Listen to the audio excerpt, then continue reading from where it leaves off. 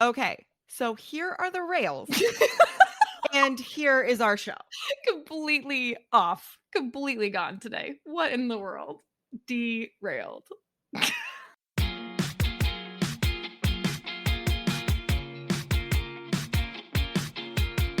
Yay, you're here. Welcome to the CK and GK podcast. Let's get going.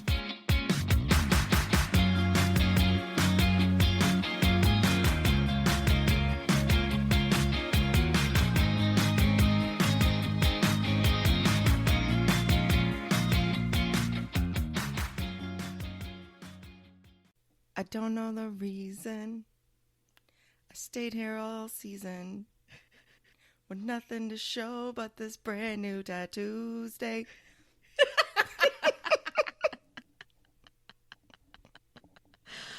Oh, rest in peace, Jimmy Buffett. Yeah, if you haven't had a margarita yet in honor of the parrot heads, go ahead and do it. Oh, gosh. We're so glad you're here. Not to start Yay! off on a downer. But I did like that. You know who else died recently? This show? No. Wow, Bob Barker. Yes. And, you know, the joke that's floating around the internet and my sister sent out to the family group text was he went closest to $1 without going over. My man's went. I saw that. It was a tweet. It was like, my man's got as close as he got to $1 and didn't go over. It was so wrong of me to laugh, but it was hysterical. Chicken soup, Bob Barker, and the couch is really all anyone really needed to feel better back in the day. Yeah. Well, today we have a cram sesh episode, so this is going to be a shorty, but a goodie. So we're talking about how you can fix your procrastination problems in just 2 minutes. Yes? Check. This is worth listening to. So let's go ahead and get started. Okay, so she did it in the conservatory with the candlestick. It's Caitlin. Oh my god! I was like, she did it. This is a G-rated show. Yeah. Like, what are we? But I am a middle school teacher, so my mind immediately goes to like, oh, did it? Ooh. So inappropriate. Well, that's Jenny. She's my adorable, naive stairway to heaven. These just get wackier and wackier. They're so weird. But like, I mean, I can't steal directly from the show, so I gotta change it up a little bit. I mean, maybe I should just steal directly from the show. There are so many good ones. No, it's fine. They're all so Stairway stupid. to Heaven is funny. Stairway to Heaven. Well, and I was a little bit inspired by the episode about song lyrics, just a little bit. Oh, sure, yeah. But also, why naive? Why? But naive does describe me pretty well. Yeah. Okay. I'm not super great at knowing or noticing, and we'll hear about that later when we talk about our gem of the week. Oh, great. Well, let's get to our circle time then. What you got going on? I'm back on the tank. I've had a lot of obsessions over the last week, but this one is more updated, and this one I have to be obsessed with right now. Yeah. We got some new fish. We got 4 new clownfish to replace the couple that had died a few weeks ago. We got some fire gobies that are just like these little white fish with red flames on them. That's awesome. They're really cool. We also got ick, which is a parasite that grows on tangs. So our blue tang, our dory fish, his name is Oscar. He's got some dots on him. Oddly enough, the cure for this, there's medication that you put in the tank and also garlic. Because the garlic, when they eat enough of it, seeps through their skin and makes the parasites not want to eat them anymore. So is this like one of those situations where you measure garlic with your heart and you just like dump it in there? Well, and you can use garlic extract, or the fish store guy, he was like, you can just use that garlic and just take the liquid out of it and use it. That's fine. Oh my gosh. Yeah. That's amazing. Funny though, it made me remember when I was in college, I overate garlic one night, and the next day my whole family was going to the movie theater, and my dad made me sit away from the rest of the family because I smelled so bad. It just radiates like through your pores. It's yes, like when that's exactly it's like a hangover. It's like if you have to wait, it's when you had all that McCormick's as a kid and you're just like, this is so bad, and it just comes out of your That's exactly it. He was like, Jen, go sit over there. It's so gross. But the funniest thing about the tank Yeah. is we got a new coral. Okay. And the type of coral has a very fancy name, which I do not remember. But its abbreviation is TSA. Okay. Abigail named this coral, ready? TSA, Uh-huh. Power Trip. Here for it. Here for it. Love it. Gosh, she's so clever. I Right? love her. Oh my gosh, she's just the best. Power Trip. I can't. Yes. I can't. It's perfect. Mic drop. I'm out. I know. I got nothing. I told the fish store guy, he was like, oh, I'm using that. Yeah, you have to. It's so good. It's so good. Oh, she's just the best. I love it. I can't even move on from it. It's so good. Okay, well, usually, you know, my obsessions are product related. I swear I'm not as superficial as I seem on the show. But this time it's completely different. I recently did an Ancestry DNA kit. Everyone's family is all complicated and everything else. So I have a little bit of a complicated family, and I just and it revolves around me in particular, and I just needed to know, right? So I went ahead and did this. And for those of you who don't know what I look like, I am short, red hair, green eyes, freckles everywhere, don't tan, nothing, right? Like, and my hair is like wildly curly. And like when I went to Ireland and I was in Belfast, this Irish man who took us on a tour, the Bombs and Bullets tour in Belfast, looks at me and was like, "You're Catholic? You're Irish Catholic? You can't get out of the car here, here, and here because this is a dangerous neighborhood for you." And then looks at my husband and was like, "You're Protestant? You can't get out of the car in this neighborhood, Like, whoa, that's very crazy. Obviously, yeah, very wild, like obviously clearly Irish looking girl, right? Right. So I get my Ancestry DNA results back, and it turns out I'm 30% Italian.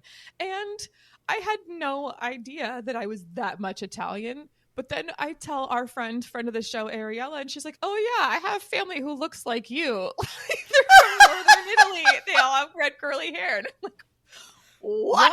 Like, what? This is so wild. So like, I realize that there's like some privacy issues, and, you know, there's a whole thing about the Mormon church owning Ancestry and all this other stuff. Oh, I didn't know that.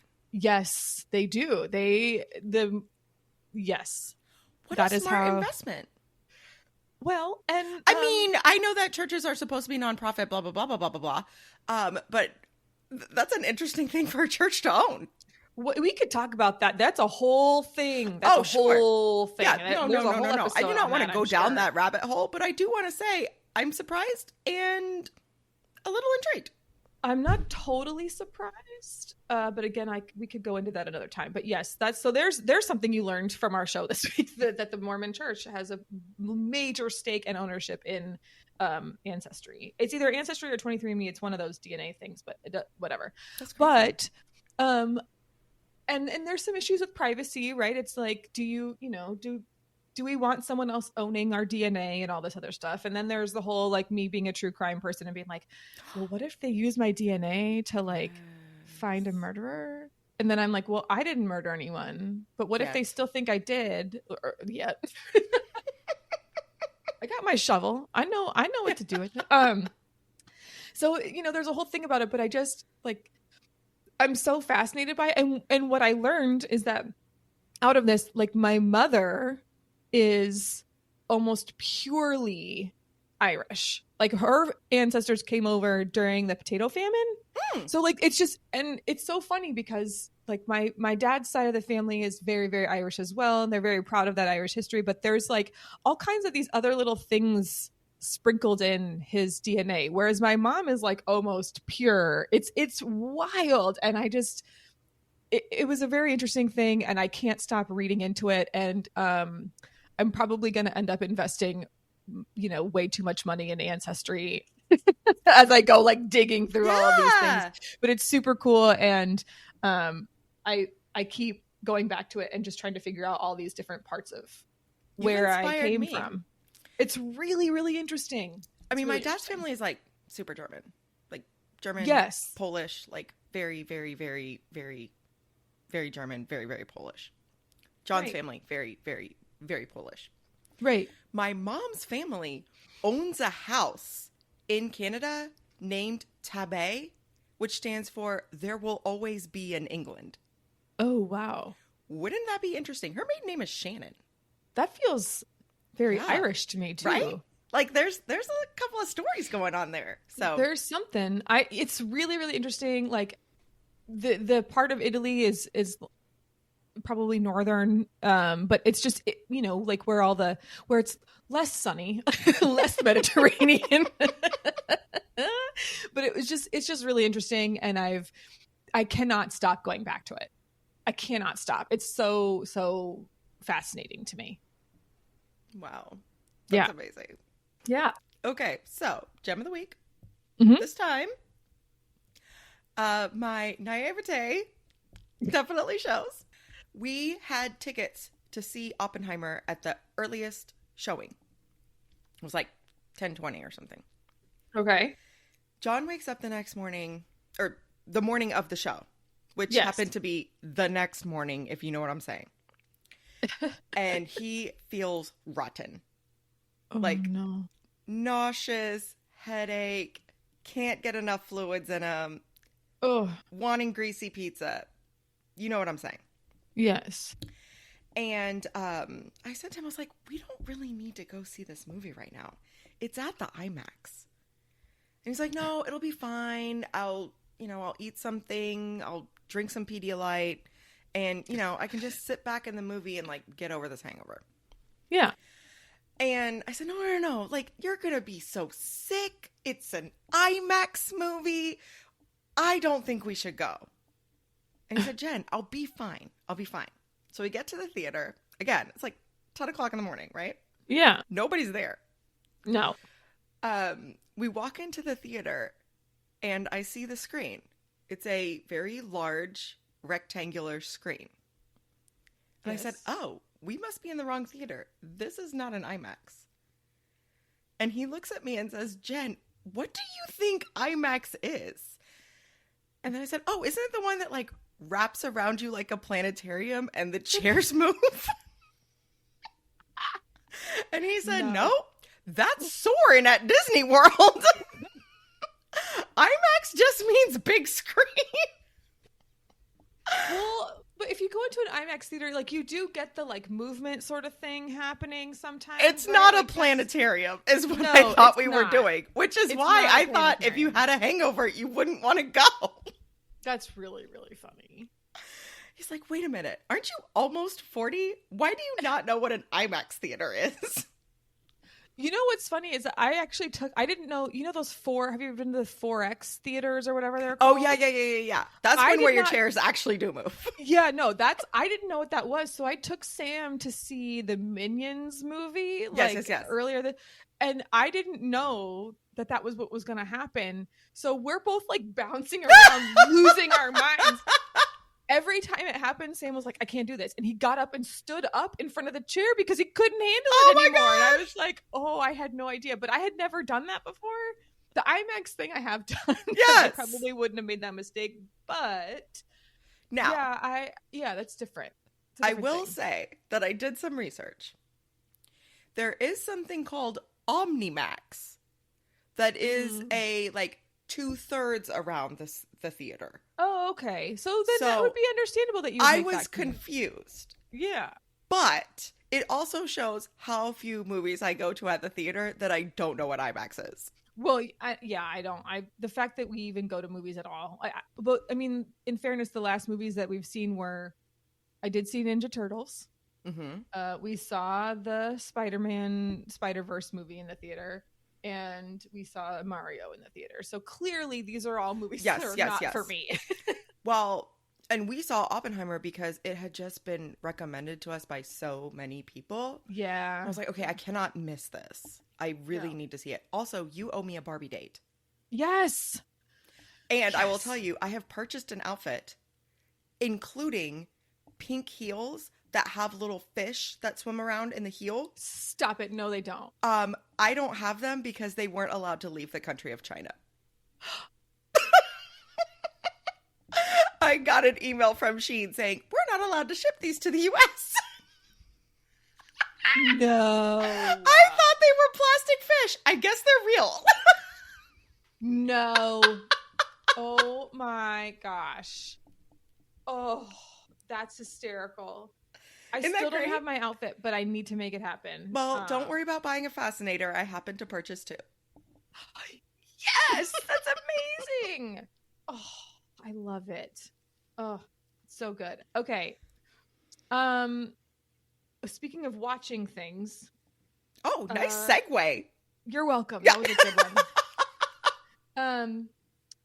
My child is an interesting human, and I adore him, and he says and does funny things. And the most recent funny thing that is about watching is he goes, can we watch House Hunters? What? He likes to watch things like Is It Cake? Which Oh, is yeah. funny. We watch that a lot. Yeah, he likes that one. But also when he goes, can we watch House Hunters? I laughed out loud for a while. It was so great. And then Said yes. Of course I did. Yeah. Of course I did. But the best part of it is when he starts saying things like, you can tell he's clearly paying attention because he'll be like, you have to choose house number 2. And you're like, how old why? is he? 7 or 70? No, he's clearly 37 and in the market. So, Yes. Have you introduced him to Antiques Roadshow yet? no. Oh my God. He will love that. That's a fake. It's not worth anything, honey. He's really good at Is It Cake? He can tell. Okay. He's pretty good at it. And he'll tell you, he's like, well, that one has the button and the button's not shiny, but this one, the button is shiny. So I think it's really, really interesting. But I'm just waiting for him to be like, she breeds small dogs. I'm a professional student. Our budget is $1.8 million. If it's the right property, I'll go up to $2 million. Wow. I'm just waiting for those sorts of comments to come out of his mouth, right? Like, it's so weird, but it's really, really funny that he's like, can we just, is there anything on? No, can we watch House Hunters? I offer pro bono therapy to hamsters, and she polishes spoons. But our budget is 3.2 million. You're right. We would like 4 acres of land, and a pool, and a guest house pool is attached to the pool. It's very important. Ridiculous. Oh man. All right, so we're gonna jump right into the real talk. We're not taking a break today because it's supposed to be a cram sesh. We have 90 seconds. I think we're gonna run long. Right, exactly. I think we're gonna go a little bit longer than we normally do. Okay, so here's the deal. You can end your procrastination issues in 2 minutes. And here's how you do it. If you can do a task in 2 minutes or less, you should just do it right now. Okay? Here's what I mean. When you procrastinate, the longer you put something off, the more you start to dread it and the harder it feels to accomplish it. We've all been there with things like that. For me in particular, it's making a phone call. If I have to do a phone call, I will push it off as far as I possibly can. Millennial. And then I just... Millennial. I'm so sorry. Absolutely. I had a whiny generation stuck in my throat. Oh, we can't all be like old like you, right? Like it's just how it like. I mean, come on. Actually, I said to my boss earlier this week, I was like, I have some phone calls to make. She was like, you mean emails to send? And I was like, no, I'm just gonna call the family. She was like, no, you're gonna email them. I was like, okay, all right, I'll email them. Okay, I'll email. Yeah, it's fine. So funny. But more often than not, the task that you're thinking about is actually really simple. Yes. Example, making a freaking phone call. And even if it's one you're completely dreading, you feel so much better when it's done. So you might as well just do it, right? Agree. So here's my example of this. I recently went through piles and piles and piles and piles of Sam's art and schoolwork from first grade. Now, he has been in second grade for 3 weeks. So that tells you that I was just taking everything he had done and putting it in a doom pile, right? And ignoring it and ignoring it and ignoring it. We have a doom bin, so at least it has a lid. I don't have to look at it. Oh, yeah, no, it has a lid on it. I had that. I'm like, go put that in your bin of schoolwork. We'll do it later. Exactly. So I I have an app that I use to preserve certain pieces of work. Right. The app is called Archive, Artkive, Archive. I highly recommend it to any parent, or even like if you're a teacher who just wants to hang on to special things, but you don't want the clutter. This is a great app for preserving things that matter to you in terms of created pieces, right? It took me 3 hours to go through this pile of stuff, to take the pictures, to put the caption on it, to associate a date with it, all of these things. If I had just taken 2 minutes every time I got a piece of work from him that I wanted to hang on to, and taken the picture and put the date in there and said, this is a picture that he drew of a Pokemon or whatever it is, I would not have been sitting there for 3 hours on a Saturday to get this done. This also sounds like one of those things where the sum of the parts is greater than the whole. Like, because you put it off, it probably took longer to do because you had to like decipher the dates and try and figure things out. Yes. Rather than be like, Yes. oh, I know today is April 4th. Right. And I thankfully was smart enough to know that I'm not going to do this right now. So I at least wrote the date on most of the things, smart. which helped. But still, however, the 2 minutes, like snap, snap, done. Right. And then I also would not have had this pile of paper sitting on my dining room table. Okay, so let me tell you, literally months. For me, I have even brought this to the 5-minute rule, not to be confused with the 5-second rule. No, they're different things. They're different things. But for me, it's the 5-minute rule. If it takes 5 minutes or less, I'm going to do it. And the one that I have to push myself for, and this sounds so lazy, and I'm embarrassed to even say it, but you know what? If nothing else, this show is downward social comparison for our listeners. At least I'm not Jen. Right. I almost never have the ambition to put new sheets on the bed after I take the old ones off. Oh, so I will strip the yes, I know bed what you to mean. do the laundry, and then that night come to bed and say, oh, I forgot to put the sheets on. So I have put to myself, look, it takes 5 minutes to put new sheets on. I am going to strip the bed and put the new sheets on immediately. Now, that does say that I have the privilege to own more than one set of sheets. I understand that not everyone has that. Yes. But if you do own more than one set of sheets, go ahead and put them on as soon as you strip the bed. This is a thing that I have started doing also. And I always wash bedding on the same day of the week so that there's no like, it's a habit for me now. And I alternate between my room and Sam's room so that I always do something. You sound like Danny Tanner. I have to, otherwise I won't do it. I know myself well enough to know that I won't do it. So yes, highly recommend doing that. Immediately strip it down and immediately put those sheets back on it. It's so much more helpful. It's just, and I'm thinking about like how much clutter all that paper was for me when I was going through all of his stuff. It made me crazy. And it's and so anxiety producing when you look at a task like that. Right. It's so much harder. So if you can just take 2 minutes to just do it, and then you can put the artwork in the bin, and the recycling gnomes can take it and use it to decorate their gnome homes or something. Make it up. I don't care. I don't even do that. That's just. I look at the kids and I'm like, okay, do you want to keep this one? You do. Okay, do you want to keep it as a picture or do you need to keep it as paper? Oh, picture? Great. Right. Paper? Okay, well, it's going to go in your room. And then it changes. Right. Well, and then I also have a folder of things where I put the things that he wants to keep. And if I don't see it or hear about it for like a month, then it's gone. Anyway, beside the point. The point is, if you just take those 2 minutes to take the stupid picture of the artwork, you'll feel so much better. And my mom has this series of life rules and sayings. And one of her favorites is, do not F thyself. I love it. Right? I love it. She says it like, she says the real word, but she says, do not F thyself. And it's one of her favorites. So if you take 2 minutes to get that task done right now, or 5 minutes, whatever. You are un-effing. Right. Future you won't hate past you. One of my rules all the time is like, would future Caitlin hate current Caitlin for not doing this Oh thing. my gosh. Right? What a great interpretation of the same rule. Be kind to your future self. Right. Am I hurting my future self? Am I screwing Yeah. my future self over? Yes. Okay. Well, don't make me hate past me, right?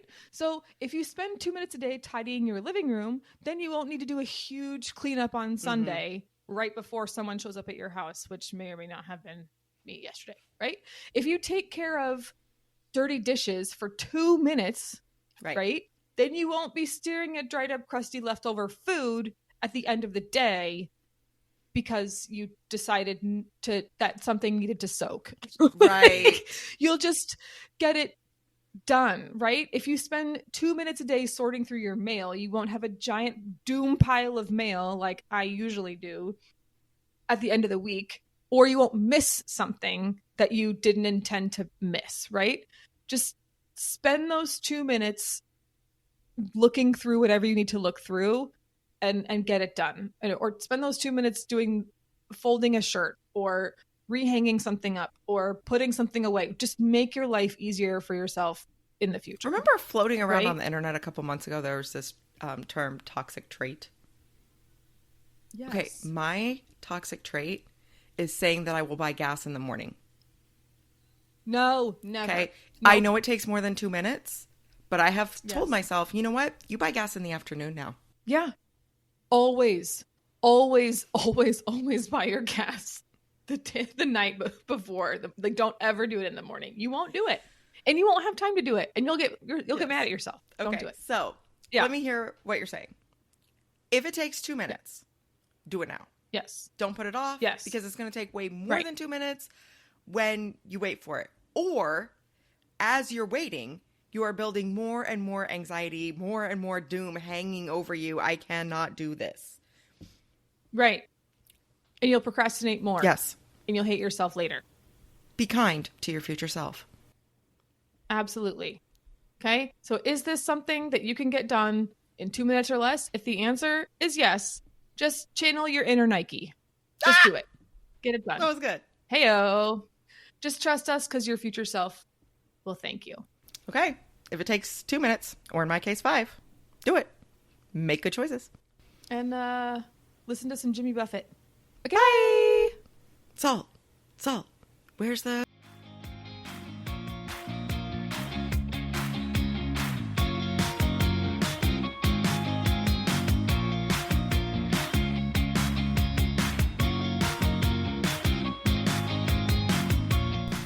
Hey friends, thanks for listening to the CK and GK podcast. Find us at CK and GK podcast on Instagram and Twitter, and rate, review, and subscribe on Apple Podcasts, Spotify, Good Pods, or anywhere else that you pod.